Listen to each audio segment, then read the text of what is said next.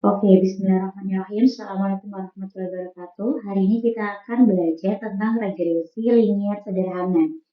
Nah, regresi linier sederhana ini dilakukan ketika teman-teman mempunyai variabel y atau variabel dependen atau variabel terikat atau variabel yang dipengaruhi itu skalanya adalah kuantitatif.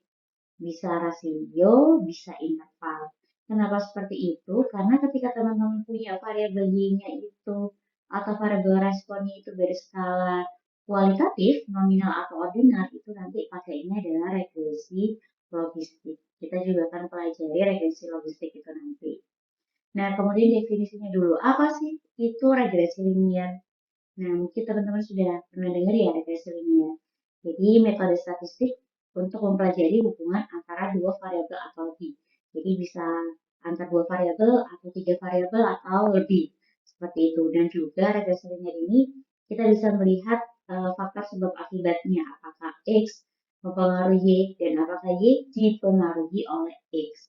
Begitu. Kalau misalkan korelasi itu hanya hubungan, regresi linier itu bisa mengetahui sebab akibat. Nah, kemudian bisa memprediksi nilai variabel dependen Y-nya itu berdasarkan nilai dari variabel independennya, variabel X-nya. Karena kan Y-nya kan dipengaruhi oleh X, seperti itu. Aman ya? Oke, ini adalah istilah regresi yang berarti ramalan atau taksiran pertama kali diperkenalkan oleh Francis Galton. Nah, ini orangnya. Ada yang pernah kenal? Pada tahun 1877. Nah, dalam analisis regresi ini dikenal terdapat dua jenis variabel, yaitu variabel bebas, variabel X tadi atau variabel yang mempengaruhi, dan variabel terikat, variabel yang dipengaruhi atau variabel respon atau variabel Y.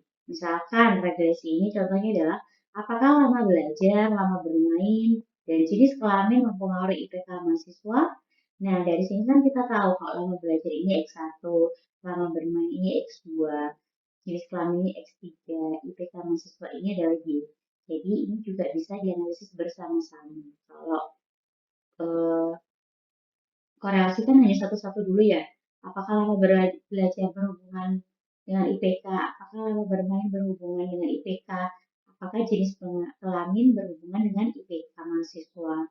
Nah, itu satu-satu kalau korelasi. Kalau regresi ini bisa dianalisis bersama-sama. Begitu. Nah, kemudian analisis regresi ini berkaitan dengan studi mengenai ketergantungan suatu variabel, yaitu variabel dependen atau variabel Y, terhadap satu atau lebih variabel lainnya, yaitu variabel penjelas yang biasa dinotasikan dengan X.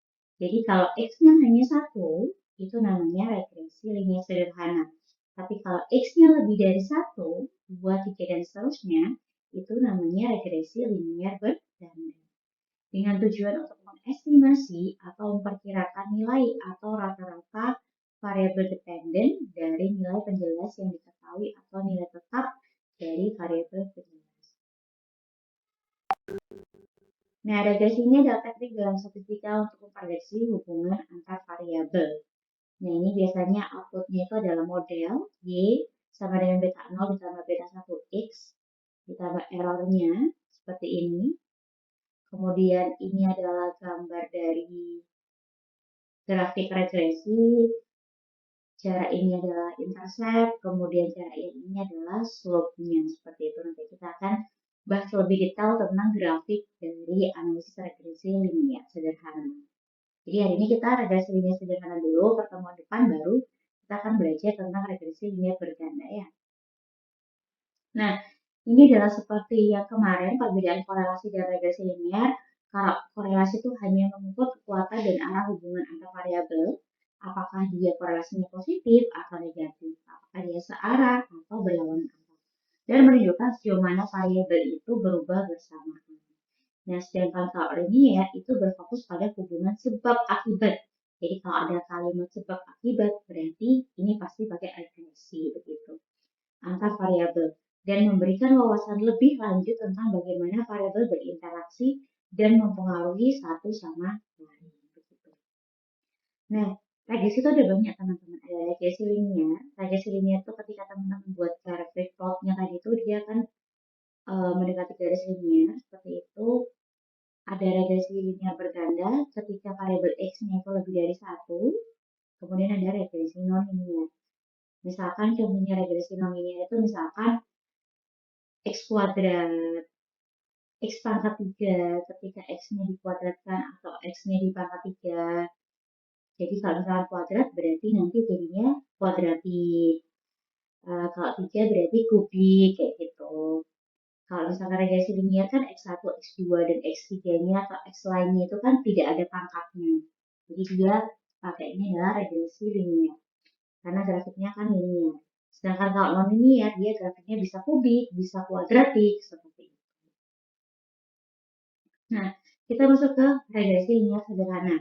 Jadi, ketika teman-teman ingin tahu apakah variabel X mempengaruhi Y, kemudian variabel Y-nya itu berskala kuantitatif, rasio atau interval, dan variabel independen atau variabel X-nya itu hanya ada satu, itu berarti pakainya regresi linear sederhana.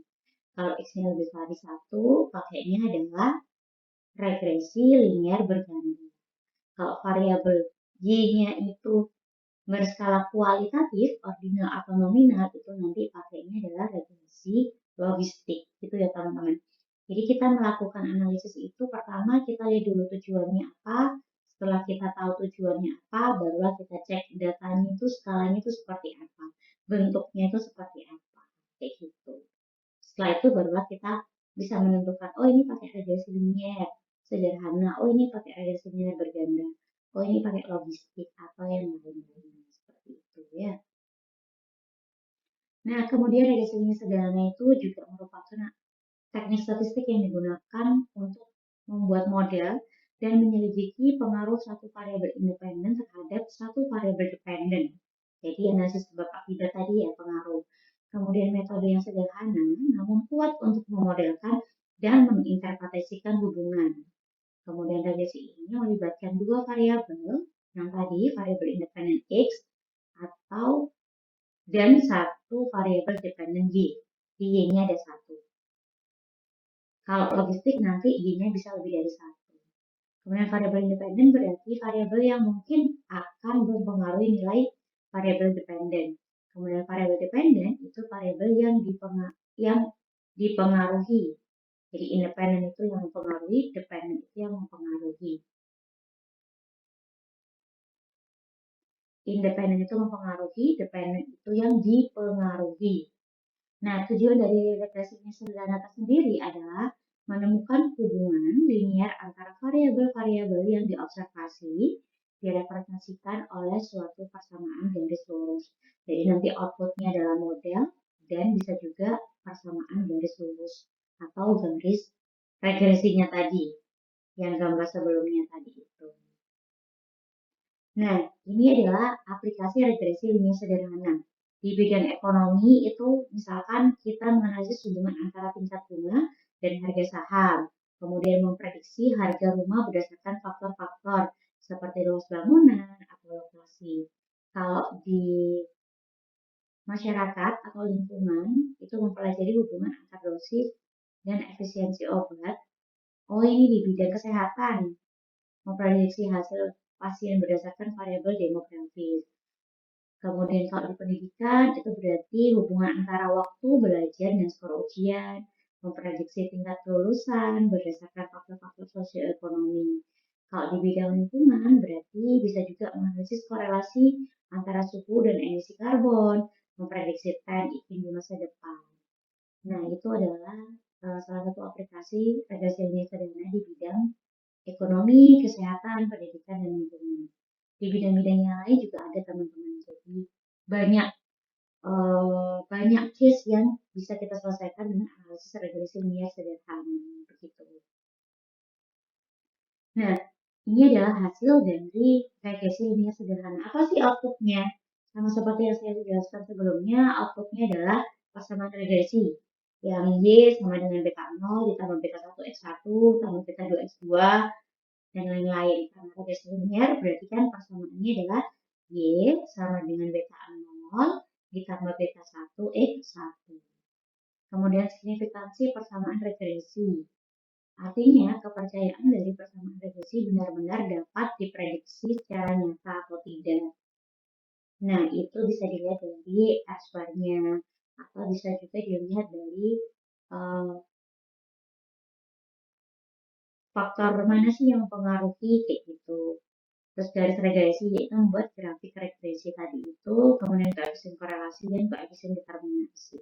Koefisien determinasi ini R-nya, kalau koefisien korelasi kan kemarin R-nya saja ya gitu. Nah, ini adalah persamaan atau model yang teman-teman dapat ketika teman-teman melakukan analisis regresi linear sederhana. Jadi relationship antara Y dan X adalah linear, kemudian garis lurus tergantung dari scatter diagram adalah pendekatan yang terbaik. Y ini adalah Y residualnya, jadi atau estimasi Y-nya, atau Y topi biasanya ditulis Y topi. Jadi nilai Y ketika sudah ada nilai beta 0, beta 1-nya, seperti itu. Sama dengan beta 0 ini adalah intercept. Jadi ketika variabel X dan X-nya konstan itu adalah beta 0. Jadi beta 0 itu adalah nilai ketika variabel X-nya itu adalah 0. Begitu. Ditambah beta 1 X ini. Itu adalah beta 1 itu adalah slope, yaitu koefisien dari variabel X-nya itu sendiri. Kemudian E ini adalah random error, didapatkan dari selisih antara nilai Y asli dan nilai estimasi Y. Begitu. Nah, slope atau kemiringan garis itu menunjukkan besarnya kontribusi variabel X terhadap variabel Y. Nah, ini adalah slope. Kemudian intercept itu, ini slope, beta 1 ini slope. Kebalik. Intercept itu adalah titik perpotongan antara garis regresi dan sumbu Y saat nilai X adalah 0. Jadi ketika X-nya ini 0, berarti kan 0 kalau dikalikan beta 1 itu kan 0 ya. Berarti itu adalah beta 0. Jadi beta 0 itu adalah nilai Y saat X adalah 0. Sama seperti yang saya jelaskan sebelumnya. Begitu. Jadi ini misalkan interceptnya 2, kemudian slope-nya adalah 3, berarti Y sama dengan 2 ditambah 3X1. Begitu. Slope ini adalah kemiringannya. Jadi kan ini kan 2. Ini 1. Berarti atasnya 3. Berarti kemiringannya adalah 3 kuadrat. 3 dibagi 1. Jadinya 3. Itu adalah kemiringannya. Nah, kemudian langkah-langkah analisis regresi linear sederhana. Yang pertama itu adalah uji asumsi klasik. Nah, nanti di pertemuan minggu keempat insya Allah bersama Pak Atol, teman-teman akan diajari tentang uji asumsi klasik. Nah, biasanya yang paling sering digunakan itu adalah IIDN. Nah, IIDN ini sebenarnya yang paling wajib digunakan ketika teman-teman melakukan analisis regresi linear. IIDN ini identik, apakah datanya identik, independen, dan distribusi normal. Apakah datanya itu distribusi normal atau tidak. Kemudian bisa ditambahkan dengan multikoliniaritas, autokolerasi, dan outlier. Setelah itu, setelah pengujian asumsi terpenuhi, maka teman-teman bisa buat model regresinya. Kenapa sih harus ada asumsinya? Kalau nggak terpenuhi gimana? Kalau nggak terpenuhi, nanti hasilnya akan bias atau hasilnya tidak akan sesuai teori.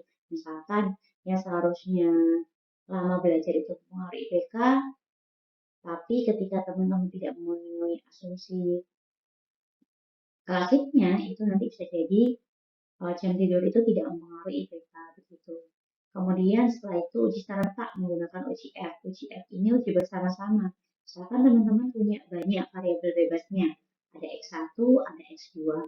Nah, kira-kira ketika diuji bersama, apakah variabel X1 dan X2 itu mempengaruhi variabel Y? Oh, ternyata ketika diuji serentak mempengaruhi nih. Nah, kita perlu tahu variabel mana sih yang mempengaruhi. Apakah variabel yang mempengaruhi itu adalah variabel X1 atau X2 atau keduanya itu pakai uji parsial. Begitu. Jadi uji serentak itu untuk mengetahui apakah variabel X1, X2, X3, dan yang lain secara bersama-sama mempengaruhi variabel Y. Nah, kalau uji parsial itu untuk mengetahui antara variabel X1, X2, X3, dan yang lain itu variabel mana sih yang mempengaruhi Y? Apakah variabel X1-nya saja, X2-nya saja, X3-nya saja, atau kombinasi dari variabel-variabel tersebut. Nah, kemudian menentukan koefisien determinasi R kuadrat atau R square ini digunakan untuk mengetahui seberapa besar sih variabel X ini mempengaruhi variabel Y. Semakin tinggi semakin tinggi koefisien determinasi R square-nya itu, maka semakin tinggi pula variabel X itu mempengaruhi variabel Y. Nah, nilai R square itu biasanya antara 0 sampai 1 atau 0% sampai 100% seperti itu. Kemudian pengambilan kesimpulan. Jadi ini adalah langkah-langkah analisis regresi linear sederhana. Nah, ini adalah yang pertama adalah membuat persamaan regresi. Ini adalah rumus dari beta 1 atau slope-nya tadi. Nah, beta 1 topi atau estimasi beta 1 itu adalah jumlah atau sigma dari XI dikurangi X bar dikali YI min Y bar dibagi jumlah atau sigma dari XI min X bar yang dikuadratkan. Atau teman-teman juga bisa tulis di bawah ini N dikali sigma XI YI dikurangi sigma XI dikali sigma YI dibagi N dikali sigma XI kuadrat dikurangi sigma XI yang dikuadratkan. Kemudian setelah kita dapatkan beta 1, kita akan dapatkan beta 0. Jadi pertama kita hitung beta 1-nya dulu, setelah itu kita hitung beta 0-nya. Kenapa? Karena di beta 0-nya ini ada unsur beta 1-nya. Jadi kita harus dapatkan nilai beta 1-nya itu. Beta 0 sama dengan Y bar dikurangi beta 1 X bar.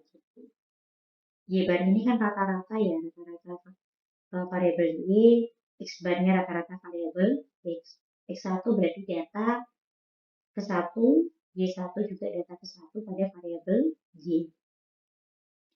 Nah, setelah itu, setelah kita dapatkan model, maka kita uji serentaknya, uji F-nya. Dengan hipotesis H0 itu beta 1 sama dengan 0.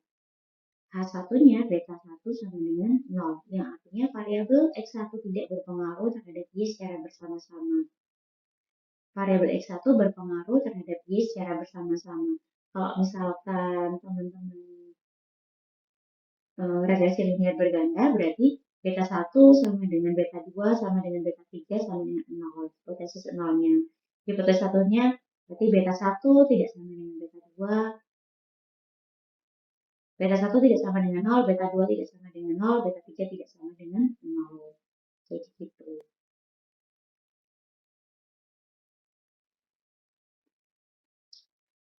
Kemudian untuk statistik ujinya, uji F sama dengan SSR dibagi 1 dibagi SSE dibagi per N-2 itu sama dengan MSR dibagi MSP. Di mana SSR itu adalah sum of square regression, SSE itu adalah sum of square error, MSR itu sama dengan SR dibagi 1. 1 ini adalah derajat bebasnya. Kemudian MSE-nya itu adalah SSE dibagi derajat bebasnya. Derajat bebasnya adalah N-2. Kemudian daerah penolakan H0 ditolak jika F itu lebih besar dari F tabel. Begitu. Nah, ini adalah contoh perhitungan dari SSR atau sum of square regression atau biasa disebut dengan jumlah kuadrat regresi atau disingkat Cikarek. Jadi sama aja Cikarek itu sama dengan SSR. SSR ini adalah rumusnya adalah sigma YI topi dikurangi Y per yang dikuadratkan. YI topi itu adalah nilai Y baru ketika teman-teman sudah mendapatkan persamaannya itu. Jadi kan persamaannya sudah ketemu, tinggal dimasukkan X-nya, nanti ini kan akan berubah mengikuti nilai X-nya. Teman-teman boleh langsung seperti ini. Jadi ketika nanti misalkan ada soal, teman-teman langsung hitung Y1-nya tidak apa-apa. Tapi ketika teman-teman tidak ada variabel, tidak ada atau belum dihitung variabel apa YI topinya, maka rumus ini bisa diturunkan. Jadi kan YI topi itu adalah beta 0 ditambah beta 1 X1. Nah, itu diturunkan. Jadi Y-nya itu dipecah menjadi beta 0 ditambah beta 1 X1 dikurangi Y bar, kemudian dikuadratkan. Beta 0 ini kan juga bisa dipecah. Jadi Y bar dikurangi beta 1 X bar. Berarti tinggal dimasukkan. Sigma Y bar dikurangi beta 1 X bar ditambah beta 1 topi X1 I dikurangi Y. Y bar yang dikuadratkan. Di sini X-nya saya kasih 1 ya, karena kita kan cuma punya satu variabel X-nya. Kemudian dari situ kita sederhanakan, Y-nya kan hilang ya, Y barnya. Kemudian beta 1-nya kita keluarkan, beta 1 topi dalam kurung X1I dikurangi X bar dikuadratkan. Nah, beta 1 tadi kan sigma XI min X bar dikali YI min Y bar dibagi sigma XI min X bar kuadrat. Nah, kemudian tinggal dimasukkan di sini. Ini sisanya X1I min X bar. Nah, ini harusnya X1I semuanya ya. Nanti bisa ditambahkan kuadrat, kemudian ini bisa dicoret yang bawah sama yang atas, tinggal yang bawah aja. Berarti sigma XI min X bar dikali YI min Y bar kuadrat dibagi sigma X1I dikurangi X bar kuadrat. Itu adalah rumus dari SSR-nya. Boleh yang pakai yang atas, atau ketika Y-nya itu tidak diketahui, berarti teman-teman pakainya yang bawah. Gitu. Kemudian SSE atau sum of square error atau jumlah kuadrat residual atau J-Pares. Nah, rumusnya sama, ada YI topinya, SSE sama dengan sigma I sama dengan 1 sampai N YI min YI topi atau estimasi YI kuadrat. Kemudian YI topinya tinggal dipecah, kemudian kita sederhanakan, beta 0-nya juga kita pecah lagi, kita sederhanakan seperti ini, kita masukkan beta 1-nya seperti tadi, maka ketemulah rumus SSE seperti ini. Sigma YI min Y bar kuadrat dikurangi sigma XI min X bar dikali YI min Y bar kuadrat dibagi sigma XI min X bar kuadrat. Gitu. Nah, ini harusnya ada satunya, nggak apa-apa. Kita sesuaikan. Kalau atas ada X1I, berarti yang bawah juga harusnya X1I. Kalau yang atas XI aja, berarti yang bawah juga XI aja, nggak apa-apa. Gitu. Nanti saya benarkan untuk PPT-nya ya.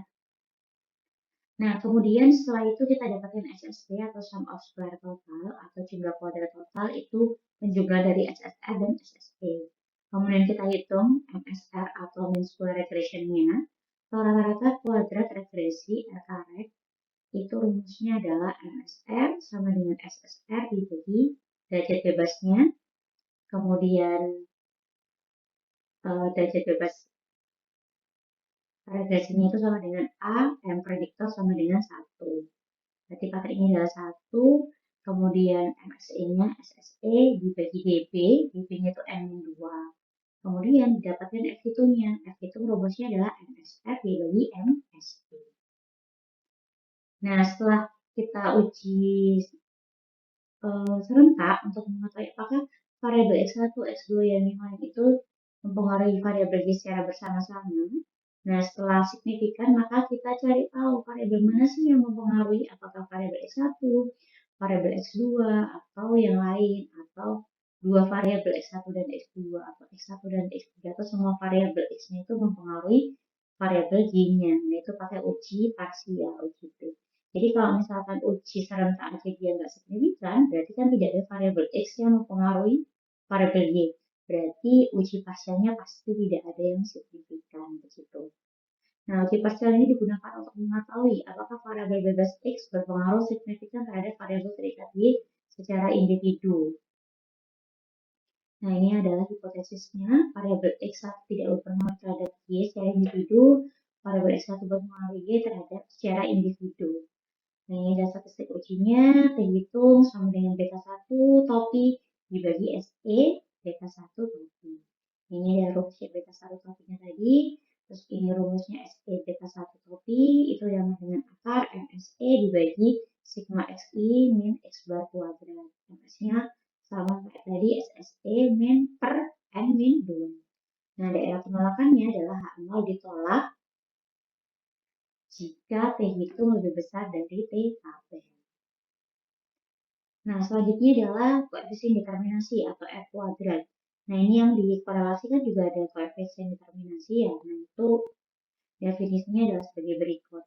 Koefisien determinasi digunakan untuk menentukan besarnya kontribusi variabel X dalam model regresi maupun menjelaskan variabel Y, menjelaskan variasi dari variabel Y.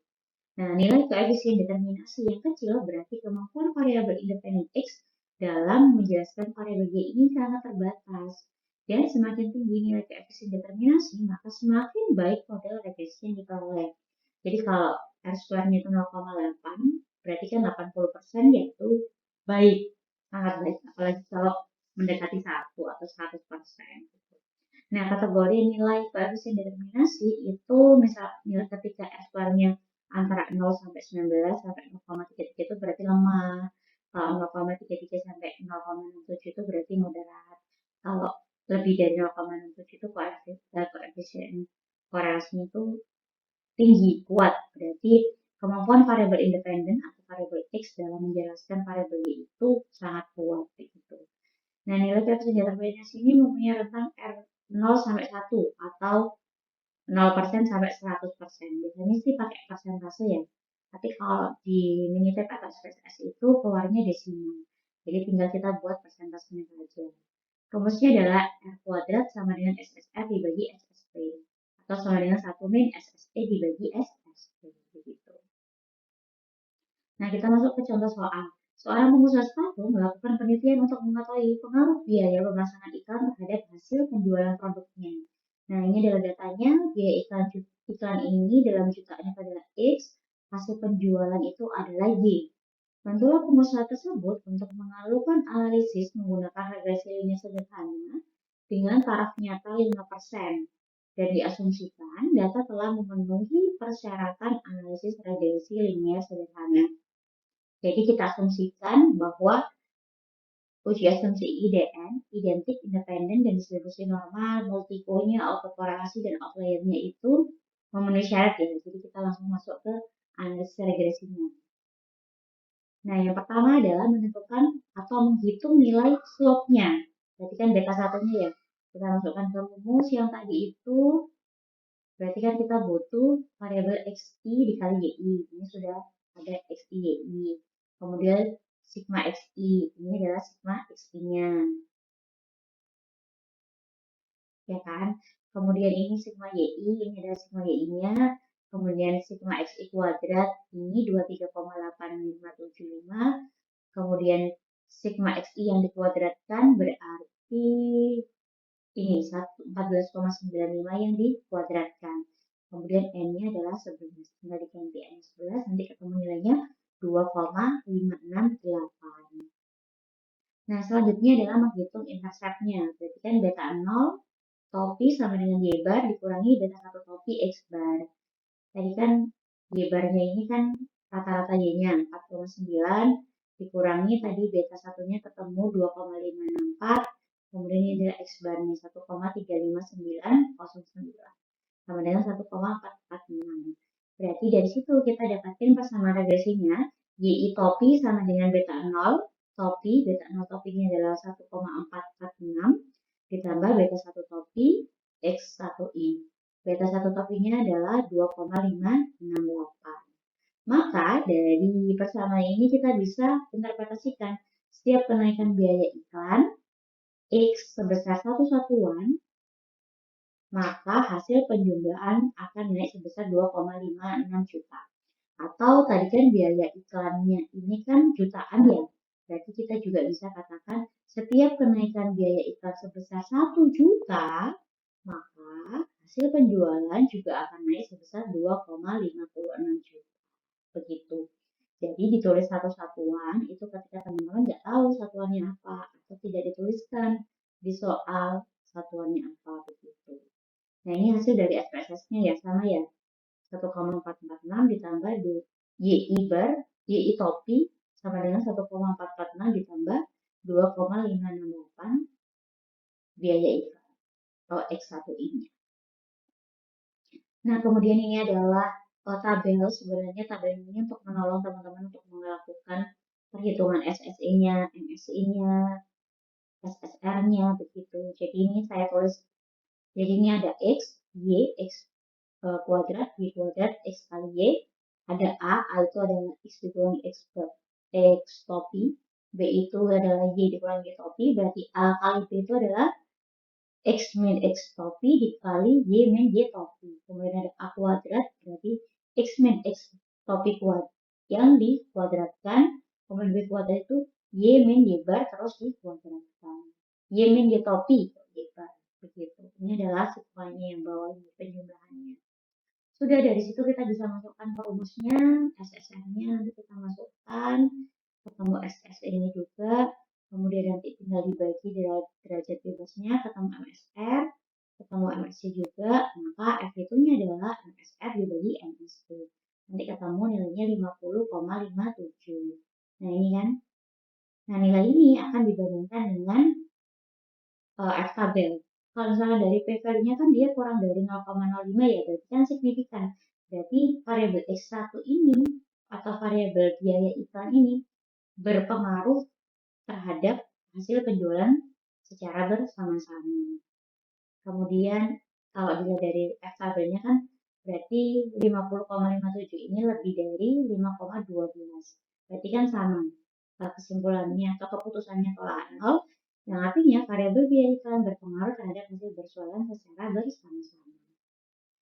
Nah, setelah bersama-sama signifikan, berarti kita lanjutkan ke uji parsial. Kalau yang bersama-sama tadi tidak signifikan, berarti uji T juga pasti tidak akan signifikan. Variabel biaya iklan tidak berpengaruh terhadap hasil penjualan secara individu, itu untuk H0-nya. Nah, satunya variabel biaya iklan berpengaruh terhadap hasil penjualan secara individu. Kemudian kita masukkan ke rumusnya, T hitungnya itu beta 1 topi dibagi SE beta 1 topi. Kemudian kita hitung SE beta 1 topi itu dari akar MSE dibagi sigma X1I min X bar dikuadratkan. Kemudian ketemu 0,361, hitungnya beta 1 topi dibagi SE beta 1 topi ketemunya 7,11. Ini kan sama 7,11. Nah, kalau dilihat dari P-value-nya kan juga tolak nol ya.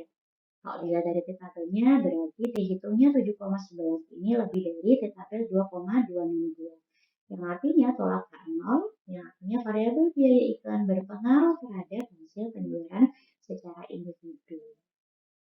Nah, setelah itu ketika ada variabel yang signifikan, maka kita perlu tahu koefisien determinasi atau R-square-nya. R-square-nya kan rumusnya SSR dibagi SST atau 1 min SSE dibagi SST. Jadi ini saya pakainya SSR ya. Berarti 23,341 dibagi 27,495 sama dengan 0,8489. Kalau dilihat dari mesin minusnya sama ya, 84,89%. Yang artinya nilai koefisien determinasi atau R-square sebesar 0,8489 mempunyai arti bahwa variabel biaya iklan berkontribusi sebesar 84,895%. Ini kan hampir mendekati 100% ya. Jadi variabel iklan ini sangat bagus dalam menjelaskan variabel hasil penjualan. Berarti kan yang artinya bahwa variabel biaya iklan berkontribusi sebesar 84,89% dalam menjelaskan variasi dari variabel hasil penjualan. Ini sangat bagus sekali hasilnya. Dengan kata lain, 84,89% ini hasil penjualan dipengaruhi oleh biaya iklan, sisanya dipengaruhi oleh faktor lain yang tidak diamati. Itu untuk interpretasi koefisien determinasi aktuarnya. Nah, ini adalah langkah-langkah Minitab. Setelah teman-teman input datanya, tinggal klik start regression, quick regression model, responnya adalah variabel Y, kemudian continuous-nya itu adalah variabel X. Jadi tergantung variabel X-nya ini nggak harus kuantitatif, nggak harus kualitatif, jadi bebas. Kalau continuous ya teman-teman masukkan ke yang ini, kalau kategorik atau kualitatif teman-teman masukkan ke sini. Continuous itu kuantitatif, kategorik itu kualitatif ya. Jadi yang harus continue atau kuantitatif itu hanya variabel Y-nya saja. Variabel X-nya bebas. Mau dia kuantitatif, boleh. Kualitatif juga boleh.